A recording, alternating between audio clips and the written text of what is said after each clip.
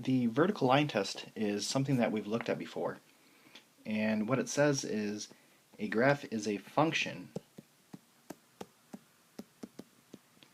if and only if no vertical line intersects the graph more than once. Now, a new topic is one-to-one, and this is a different kind of classification for graphs. And what it says is a function can't have two x values mapped to the same y value. And a way that we can test to see if a graph is one-to-one is the horizontal line test. So a function is one-to-one if no horizontal line intersects its graph more than once.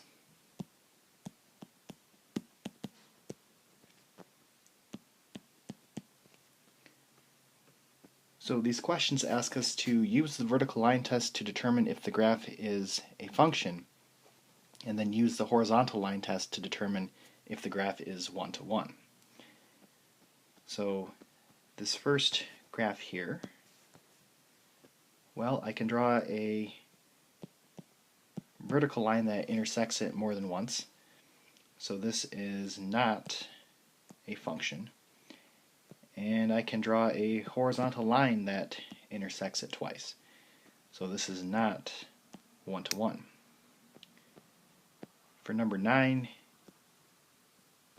this is intersecting it more than once. So this is not a function. Now I can't find a horizontal line that intersects it more than once. So this would be yes, it is one-to-one. For number 10, I can't find a vertical line that intersects it more than once. So yes, this is a function. However, we can draw a horizontal line that intersects it more than once.